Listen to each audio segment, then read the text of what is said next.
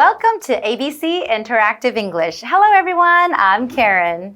And I'm Matt. And today we're looking at part 2 of our story, How the Moon Was Kind to Her Mother. That's right. So we're talking about some family relationships and how these families go for dinners together and how they get along or don't get along with each other. So Karen, how about your family? Does your family have a good relationship or is it a Big family? Big family. Well, I have to say, from my mother's side, my mother has 9 brothers and sisters. So yes, she has a large, really big family. So I remember when I was little, I was in Taiwan, and whenever we have, the special holidays like Chinese New Year, then everyone would get together. Everyone, all the brothers and sisters, my uncles and aunts would bring their kids. It would be like a very big party. So I have I would say over 20 cousins. But now I think everyone is all grown up and then they're all in different places in the world. So you don't really see them anymore. We don't have these big parties anymore, which is kind of sad. But when you were a kid at Chinese New Year, did you get red envelopes from all your aunts and uncles? Oh, yes, that's right. That was the best part of Chinese New Year because I had so many uncles and so many aunts, grandpa, grandma, and my dad and my mom. Well, that sounds great. I wish I got red envelopes as a kid. That's right. Okay, but today we're going to check out what happens next in our story.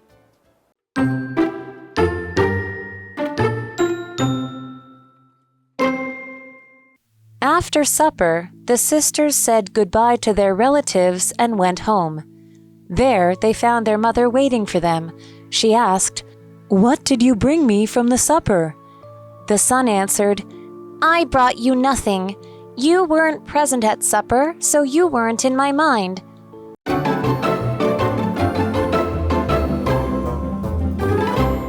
Hello everyone. Today we are looking at part 2 of How the Moon Was Kind to Her Mother. So last time we read part 1 and we learned that the moon, the sun, and the wind were all sisters and that their mother, a beautiful star, was there as well, and that these 3 sisters were invited to a dinner at their aunt and uncle's house, but the mother wasn't going. That's right. So when they had supper at the aunt and uncle's house, the daughters or the 3 sisters ate their meals, but the moon remembered to hide some of the meal under her dress. To save it for the mother, right? Because maybe she was worried the mother might be hungry. But whereas the sun and the wind, they only thought of themselves. Okay, well, let's continue. After supper, the sisters said goodbye to their relatives and went home. Okay, so they said goodbye to their relatives. Relative, that is a noun. A relative is a person who is a part of your family and can be connected to you by blood or marriage. For example, like parents, siblings, your brothers and sisters, grandparents, aunts, uncles, cousins, nieces, and nephews. So these are all your relatives. So for example, you can say, at the family reunion, I saw relatives I haven't seen in years. Very nice. Okay, back to our story. There, they found their mother waiting for them.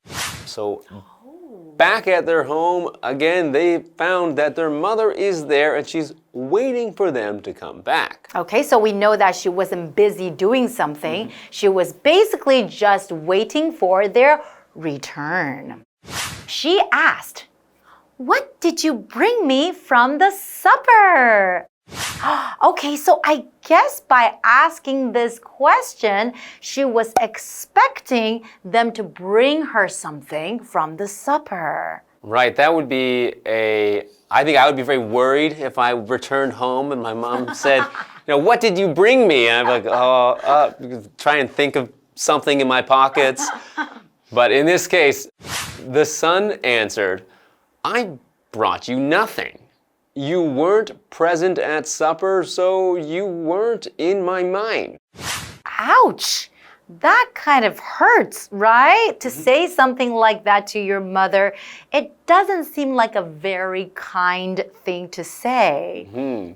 So the mother wasn't present at supper. So to be present means to be at a place, to be physically, meaning your body is there, you aren't there, you are at a place, you are present, and often for an event or something like a class at school.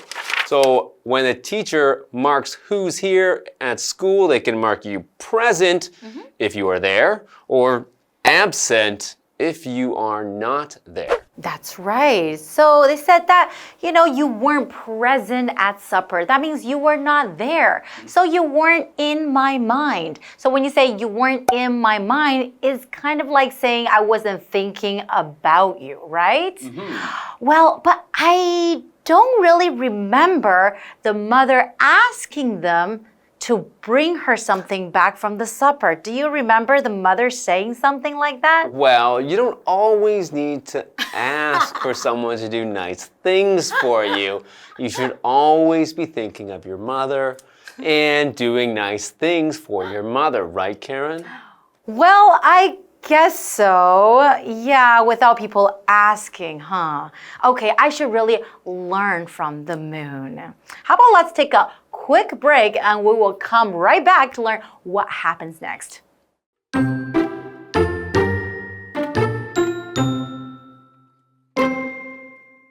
The wind gave the same rude answer. The moon behaved differently, though.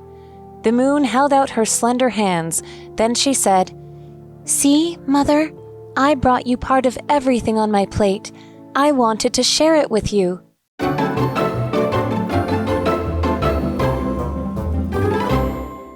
Welcome back. Before the break, we read how the daughters, or the three sisters, returned to their home, and there they found their mother was waiting for them. When they saw their mother, she asked them, "What have you brought for me?" Well, one sister, the son, responded, "You weren't present, so you weren't in my mind, so I brought you nothing." So because the mother wasn't there, she didn't think of her mother, so she didn't bring her mom anything from the supper. So I guess it sounds a little bit mean, right? Okay, so how about the other sister then? Well, let's find out.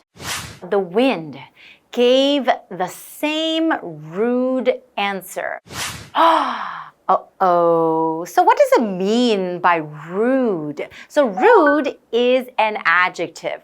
Rude means lacking politeness, not being polite, or being offensive or embarrassing, but usually not being nice. So for example, you can say, children are taught to say please and thank you, or they are considered rude. When people give you something, remember to say thank you, because we never want to be rude to anyone, right? That's right. So let's see how the moon responded. The moon behaved differently, though. Okay. So to behave means to act or to do something in a certain way. So the way that someone behaves is how they move, how they do things, how they speak, how they act. So, for example, when I was a kid, my mother told me to always behave kindly. That's right, to be nice to other people, right? And to be kind. Now, the moon held out her slender hands.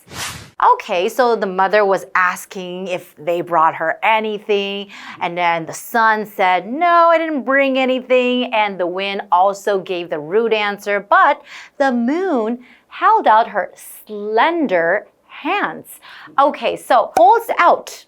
to hold something in your hand or to extend your arm, and to hold something out to someone, especially to offer something. So for example, you can say Rosie held out an apple for the horse. And this is what the moon did for the mother. So the moon held out her slender hand. So slender means thin or narrow or even skinny, we might say. So not having any extra fat, just having a hand that looks, very slim. So when we say the moon held out her slender hands, it might imply that the moon, is not very well fed, is not eating a lot for herself, but, she's still thinking of her mother and saving some of her food for her. And I think it's a bit strange, though, to think, when I think of a moon, it's like a big round object. That's and right. that the moon has slender hands is very surprising. And then what did she say? Then she said, "See, Mother, I brought you part of everything on my plate. I wanted to share it with you." Oh, wow. Okay, so the moon was actually being very kind and loving and giving, right? Because she probably knows that the mother is probably hungry. So that's why she wanted to bring some food and not just a little bit. I think she brought part of everything on the plate. So maybe some vegetable, some meat, and some of everything on her plate. So not just one piece of food, but a small little meal of the whole meal that they had at their aunt and uncle's place. Exactly. So I guess the mother would be very happy to see that, right? Especially after hearing, the sun and the wind's response. So now she's got her meal. She must be very happy. At least one of her daughters thought of her at the dinner. That's right. Well, this is the end of today's story, but don't worry, we still have part 3, and that will be the ending. We're going to find out what happens in the end. But we hope you enjoyed our lesson today, and we'll see you guys next time. Bye-bye. Bye.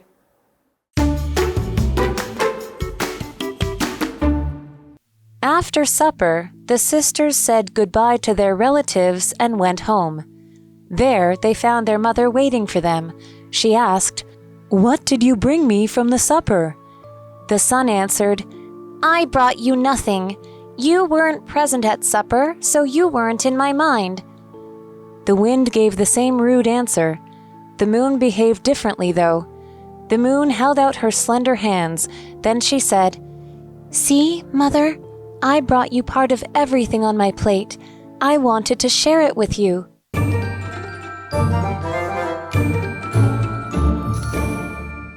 Hello, I'm Tina. 我们来看这一课的重点单字。第一个 present 形容词，在场的，出席的。Only a few people were present at the party. 只有少数人出席了这场派对。下一个单字 rude 形容词，无理的，粗鲁的。It was rude of you to interrupt the conversation. 你打断对话真是太无理了。下一个单字behave 动词，表现。Owen behaved well during the class. Owen 在课堂中表现得很棒。最后一个单字 slender 形容词，修长的，纤细的。The model has a slender waist. 这位模特有纤细的腰。接着我们来看重点文法。第一个 A says goodbye to B. A 向 B 道别。Goodbye 是一个名词，意思是再见、再会。我们来看看这个例句。Ken said goodbye to his parents at the train station. Ken 在火车站与他的父母道别。下一个文法 A finds B 加上 VING. A 发现 B 正在做某事。Find 在这里表示发现什么处于什么样的状态。受词后面的动词必须是现在分词。我们来看看这个例句。Jenny found her son playing video games in the living room. Jenny 发现她的儿子正在客厅里玩电动。最后一个文法 hold out 伸出、递出，这是一个可以分开的动词片语。我们来看看这个例句 Bill held out a letter. Bill 递出一封信。以上就是这一课的重点单字跟文法，我们下一课再见，拜拜。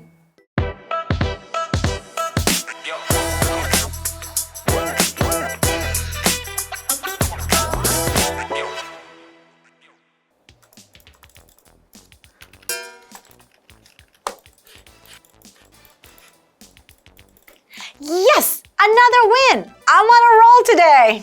Karen, you've been playing for hours. Don't you think it's time for a break? Go out, touch grass? Touch grass? What grass? We're indoors. No. Touch grass is a saying. It just means to step away from the screen, maybe go outside, get some fresh air. Fine. I suppose I could use some fresh air. But wait, let me save my game. Great. I think a nice walk in the park will do you some good.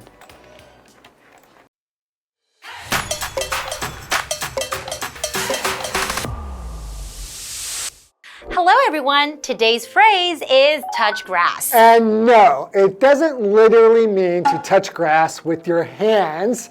It's more about the broader idea of going outside and enjoying nature. Right. The phrase has become popular in recent years and is often used for someone who spends excessive time online. It's a way to suggest that they take a break from screens and go enjoy the outdoors. For example, you've been scrolling on your phone nonstop for hours. It's time to touch grass. Or after a whole day of coding, I need to touch grass and clear my mind. And that's all for today. Don't forget to touch grass every once in a while to keep yourself balanced and refreshed. Okay, see you guys next time. Bye-bye. Bye-bye.